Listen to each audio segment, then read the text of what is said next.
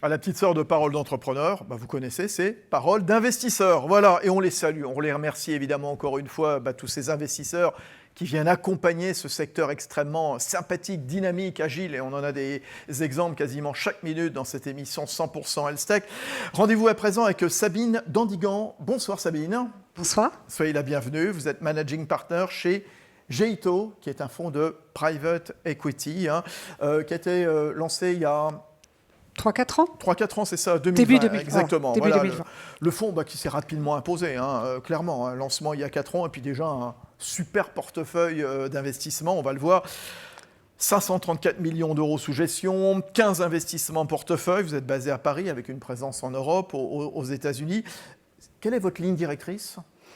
Oui, bien, on a évoqué la particularité du marché de l'innovation thérapeutique, puisque nous finançons les grands médicaments de demain, l'innovation thérapeutique, ce qui soigne, ce qui soulage de manière très significative. Il y a une caractéristique dans notre marché qui sont le bras M&A. Donc évidemment, certaines boîtes vont se financer au niveau public, en allant en bourse, mais plus précisément, les grands de l'industrie pharmaceutique sont confrontés à des pertes de brevets massives. Le premier médicament, Humira, des maladies auto-immunes, fait 18 milliards de chiffre d'affaires par an et perd son brevet. Donc vous imaginez combien AbbVie a dû anticiper ces fameux patent cliffs qui font des trous d'air énormes dans leurs revenus. Bien, pour anticiper, ils doivent faire appel à leur recherche privée, à leur recherche interne, mais pas seulement. Donc ils sont à la recherche d'acquisition de start-up, on en a entendu parler, pour combler ce trou d'air énorme. Geito se positionne exactement sur cette opportunité, puisque nous avons été créés et imaginés par notre CEO et fondatrice Raphaël Torgman, bien connue, grande dirigeante de Sophie Nova, qui a attiré autour d'elle des gens comme moi, qui venons de la Big Pharma. Moi, j'ai été compagnie group chairman chez Johnson & Johnson, président Europe, et j'ai été l'acquéreur pendant des années. Nous connaissons donc quels outils utilise la grande pharma, quelle est leur façon de penser, et on essaye d'accompagner les entreprises qui entrent en clinique, nous sommes au moment de l'entrée chez le patient des tests, aux standards de qualité, à la demande de la pharma pour être acquise de préférence au bout de quelques années, dès que les preuves cliniques apparaissent. Alors ça, c'est votre ligne directrice. Alors maintenant, votre méthode, comment est-ce que vous allez justement jeter votre dévolu sur l'un, sur l'autre, votre premier investissement en France, Sparring Vision, voilà, un petit truc quand même, voilà, spécialisé dans la recherche-traitement en ophtalmologie. Comment est-ce que vous repérez les startups sur lesquelles vous allez miser ensuite ? Très bonne et difficile question, puisque tout l'enjeu pour nous, c'est de ne pas passer trop de temps sur des entreprises que nous ne financerons pas, et en revanche de ne pas rater les belles entreprises. Alors je dirais que sur la France, on est français, on se targue de connaître extrêmement bien l'écosystème français des startups. Nous sommes aussi centrés sur l'Europe. Donc France, certainement tout le monde, Europe très très bien, et puis on est beaucoup plus opportuniste en dehors de l'Europe. Alors on a la chance au bout de 3-4 ans d'existence d'avoir déjà créé une espèce de marque, puisqu'on reçoit aujourd'hui proactivement, sans rien faire, à peu près 40 deals par mois. C'est quand même colossal. Et sur les 40, vous en gardez combien ? 1%. Ah oui. C'est-à-dire qu'il y a une sélectivité monstrueuse. D'accord. Oui, c'est très, très dur. Vous faites un deal tous les 3 mois, si je calcule oui, ça. on en a fait 15 en 3 ans. Voilà, c'est un peu avec un rythme un peu accéléré d'investissement, parce qu'il y avait des belles opportunités. Mais la sélectivité est très importante. Et on est, je dirais, classiquement la qualité de la science, la qualité de l'équipe dirigeante.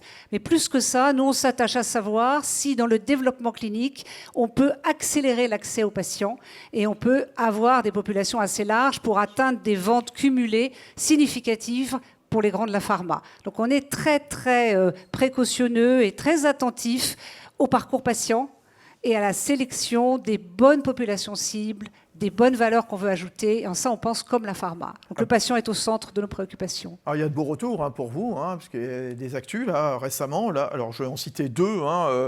Geito Capital, vous annoncez l'acquisition par Merck de iBio, qui est une société en portefeuille pour un montant qui peut atteindre quoi, 3 milliards, c'est ça, 3 milliards de dollars à peu près. Voilà, si tout se passe bien. C'est ça. Société qui cible les maladies rétiniennes, notamment l'œdème. Voilà. Et puis j'en cite un autre aussi, l'acquisition de votre société société en portefeuille, HiBio. Alors bon, ça se prononce HiBio, ça s'écrit pas pareil, mais ça se prononce quasiment pareil, peu importe, par Biogen, montant jusqu'à 1,8 milliard, spécialisé dans les maladies auto-immunes sévères. Qu'est-ce que ça prouve, ces acquisitions? Qu'est-ce que ça raconte? On est assez fiers d'avoir pu faire ces fameuses 2 exits pour valider notre modèle de développement des compagnies qu'on a choisi d'accompagner. Ça prouve que finalement, on peut faire une sortie sans attendre 10 ou 15 ans. Des investisseurs nous disent oh, la biotech, c'est interminable, il faut attendre des années. Combien de temps? Donc depuis moins de 4 ans? Beaucoup moins de 4 ans. Oui, c'est ça. Ouais, tout à fait. Donc ça prouve ça. Ça prouve que quand on sélectionne bien, qu'on a une équipe dirigeante qui est très bonne dans l'exécution et qu'on s'est bien accordé avec un bon syndicat pour faire les bons choix, le développement clinique dans les bonnes populations, etc., ça marche. Et ça valide notre modèle puisque c'est bien 2 grands de la pharma internationale qui ont acheté. Et puis ça valide aussi cette dynamique de l'écosystème français. Voilà. La France, qui peut devenir un leader dans la recherche, dans l'innovation. Absolument. Sparring Vision, vous l'avez cité, Sparring Vision qui est issu de la recherche du 15-20, grande mec de l'ophtalmologie en France, va faire une offre tout à fait unique pour les patients atteints de rétinite pigmentaire, cette maladie terrible où en fait, vous perdez la vision nocturne, puis la vision diurne avec un rétrécissement et vous finissez par un tout petit champ de vision. Bien, pour la première fois, c'est une maladie suite à peu près 60-65 mutations génétiques. Une offre va être faite à ces patients, quelle que soit la mutation de base. Donc c'est tout à fait différenciant, ça va apporter une valeur majeure, donc on est très très fiers. La science est de grande qualité en Europe, de grande qualité. En revanche, les financements ne sont pas toujours à la hauteur et on a des valorisations très intéressantes pour les investisseurs. Quand vous comparez une entreprise à peu près équivalente, bon, c'est pas facile aux États-Unis et en France, il y a à peu près 30% d'écart parce que le financement manque. C'est quand même extrêmement dommage. Ça va mieux? Ça va aller mieux de plus en plus avec des fonds comme Géto. Nous ne sommes pas seuls, heureusement. Bon. Ça va aller mieux. Très bien. Voilà, tout à l'heure, je disais à Julie Hutin et puis à Georges Bertlein, vous êtes nos sauveurs, les entrepreneurs, quelque part aussi, vous les accompagnez. On est très contents aussi d'avoir des investisseurs comme vous. Donc Sabine Dandigan, Managing Partner chez Géito. Merci beaucoup. Tiens, tout de suite, justement, gros plan sur les faits marquants de l'actualité des biotech françaises. C'est tout de suite, c'est notre rendez-vous traditionnel avec Jacques Bernard Tast.